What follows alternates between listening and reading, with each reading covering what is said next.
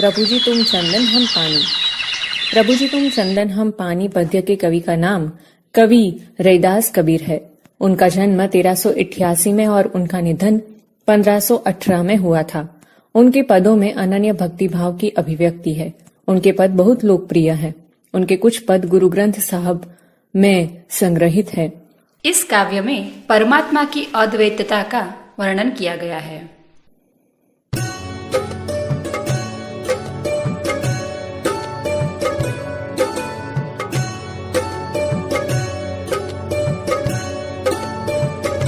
प्रभु जी तुम चंदन हम पानी, जाकी अंग अंग बास समानी।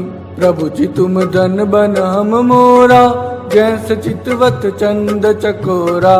प्रभु जी तुम दीपक हम बाती, जाकी ज्योति बर दिन राती। प्रभु जी तुम मोती हम धागा, जैसे सोनई मिलत सुहागा। प्रभु जी तुम स्वामी हम दासा, ऐसी भक्ति करे रे दासा। प्रभु जी तुम चंदन हम पानी, जाकी अंग अंग बास समानी। समझुती। पहली पंक्ति।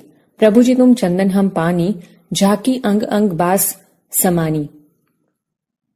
इस पंक्ति में कवि कहते हैं कि हे प्रभु, आपके प्रति मेरा समर्पण भाव चंदन के साथ पानी जैसा है। चंदन के साथ घिसने पर पानी में भी चंदन की सुगंध भर जाती है। हे प्रभु, आप चंदन हैं तो मैं पानी हूँ। आपकी सुगंध भक्ति भाव से मेरे शरीर के सभी अंग में व्याप्त हो गई है। दूसरी पंक्ति। प्रभु जी तुम घनबन हम मोरा, जैसे चितवत चंद चकोरा। इस पंक्ति में कवि कहते हैं कि हे प्रभु, आप मेरे लिए बदल जैसे हैं और मैं अपने आप को जंगल का मोर मानता हूँ। जैसे बदलों को देखकर मोर नाचने लगता है, उसी तरह मैं आपको निहार कर मदमस्त हो जाता हूँ। हे प्रभु, जैसे चातक पक्षी चंद्रमा को देखता है, उसी प्रकार मैं भी सदा आपकी भक्ति में सदा डूबा रहता हूँ। तीसरी पंक्ति। प्रभु जी तुम दीपक हम बाती, जाकी ज्योति बरे दिन राती।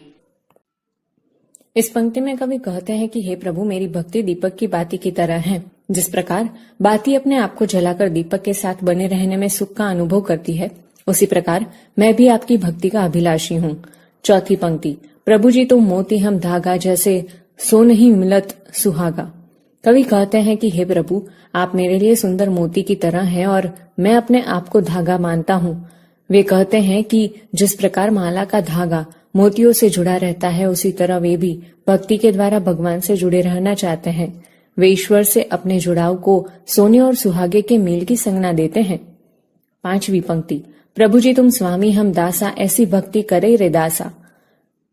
इस पंक्ति में रैदास कहते हैं कि हे प्रभु, आप हमारे मालिक हैं और मैं आपका सेवक हूँ।